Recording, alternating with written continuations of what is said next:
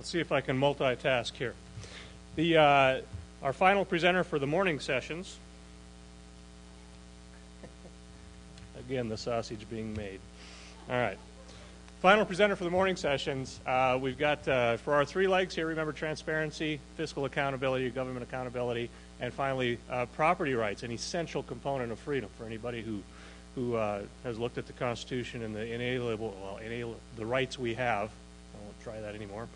The rights we have include estate, happiness, property, things like that. It's essential to us. And in Montana, quality of life and environmentalism are very important. And PERC, an outfit out of Bozeman, has done a very good job of marrying those things together. And we've got Terry Anderson, the executive director of PERC, to talk to us a little bit. It's a nonprofit institute based in Bozeman dedicated to improving environmental quality through markets. And this is the part I like. Terry believes that market approaches can be both economically sound and environmentally sensitive. He's helped launch that idea of free market environmentalism with publication of his book by that title, co-authored with Donald Leal, and I hope I pronounced that right. Terry's published widely in professional journals, Popular Press, Wall Street Journal, Christian Science Monitor, the characters we've seen, as well as one that probably you're most proud of, Fly Fisherman. He's also a professor emeritus of economics at Montana State University, go Cats, and John and Jean Denault, senior fellow at Hoover Institute, adjunct professor at Stanford Graduate School of Business. Terry got his BS from the U of M, not so much go Cats, and his PhD in economics from the University of Washington. He's an avid outdoorsman, enjoys hunting, fishing, and skiing and hiking. If you've ever been in his office, it's like walking around a glass-eyed zoo. It's just beautiful with all the artifacts you have in there. So let me play with this for a minute, and we'll get you up here. Which one is it? Or is it? One of those, I hope.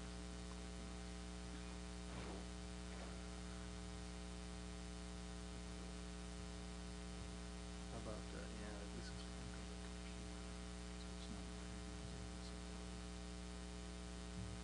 Pardon our ladies.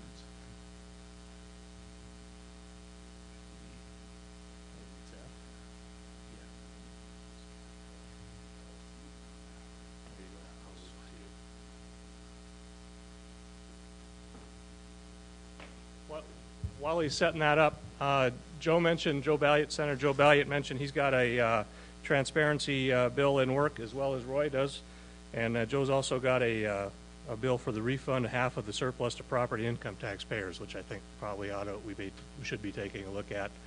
Administratively, instead of coming up when Terry's done, lunch starts when Terry's done, so no pressure on you. If you have your little lunch ticket, just take it down to the natatorium, go to the lobby and hang a left, and that's where we'll be. We'll start eating. It's a buffet kind of thing. Once everybody's sat down, we'll start the lunch program. You're on. Thank you, Carl. Great to be here. Great to see such a turnout, and great to see organizations like Cato and ALEC being brought together by the Montana Public Policy Institute. It's long overdue that we have such an institute in the state, and I congratulate its members and Carl for making this happen. It's a pleasure to be here. Thank you for the introduction. You notice on the University of Montana part, it did say I had a BS degree. So, but that's kind of redundant for a professor anyway. I want to talk a little bit about transparency as well. It turns out I didn't quite realize how much Sandra and I might follow one another.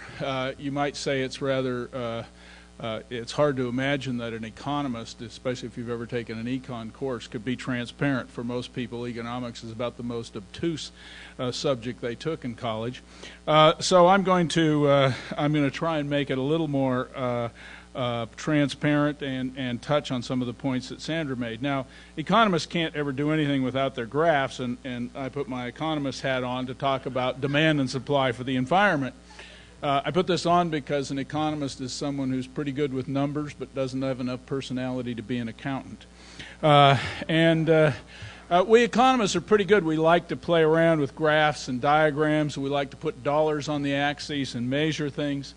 And we believe that markets really are important, though people who operate in markets don't necessarily understand the economics in terms of the graphs. They certainly understand the kind of transparency that Sandra was talking about, and they understand that that when you bring together demand and supply, and we often don't think about that in the context of the environment. In fact, if I go back, I've entitled this, Who Pays and Who Provides? The market is a place where people come together and offer to pay for things, and other people offer to supply things. And too often that nexus is certainly missing when we turn to government agencies to do things, and really missing when we turn to environmental quality. So I want to talk about that, and I thought I would, on the way over, I was relating to Reed Watson, who will be with you this afternoon in one of the panels, a colleague at PERC, about a story that really just fits this transparency point as it relates to the environment so well. It was a story about a friend in Bozeman who was developing a piece of land, and I think it was kind of the early 1980s. And he was confronted by some people who didn't want him to develop the land, and the argument was this was prime deer winter range. And so this just tied this development up in knots for months and months and months. There were hearings held, and at one of the hearings, Fish, Wildlife, and Parks showed up, and my friend said, well, do you have any evidence that there are deer in this area in the winter? And they had no evidence whatever, but they were continuing to push that this was prime deer winter range. And he knew he was going to just be, he wasn't sure he was ever going to get to develop the land. And so at one of the breaks, he went to one of the Fish, Wildlife, and Parks people, and here's the transparency made so obvious. He said, look, I know you have some money that you can use to purchase habitat. Here's the deal. You hire an appraiser, I'll hire an appraiser, we'll let the two people appraise it, we'll take the average of their two, and I'll sell you my land at half the price. And the person said, if we're going to buy deer winter habitat, we're going to buy good stuff. Now that is transparency in a nutshell. In other words, if the price is zero, I'll demand a lot. On the other hand, if I have to really pay for something, maybe I won't want as much. That's certainly what Sandra was talking about and why it's so important to consider legislation for transparency. But it's really crucial for understanding the environment. Let me turn to a more detailed discussion of the environment, starting out by saying that you can't deny that we may not all be economists, but we certainly are all environmentalists. And if you don't believe we're all environmentalists, just think about the transition that's occurred.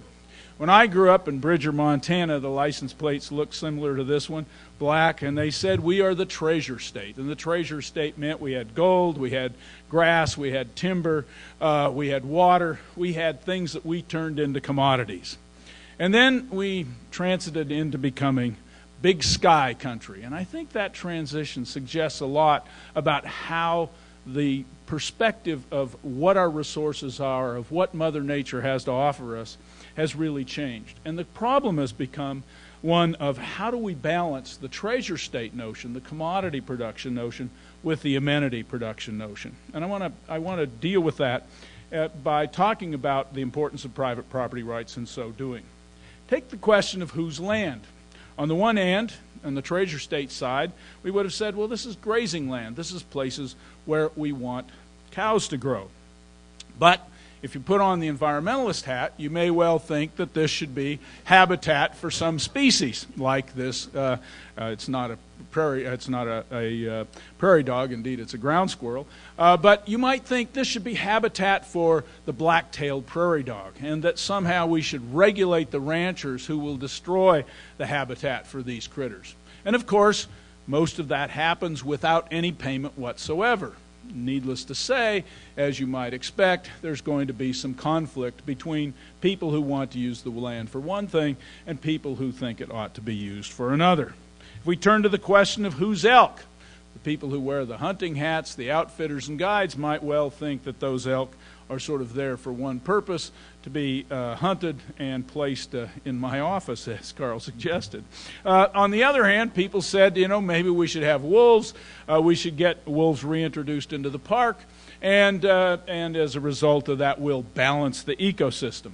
Now, again, that created some real conflict. There wasn't a lot of transparency. In a sense, I think the outfitters and guides around Yellowstone were really caught with their pants down when it came to understanding what the real implications were of wolf introduction. But it creates, again, this notion of the difference between what were the treasures of the treasure state and what are the amenities. Or take a look at water. if we think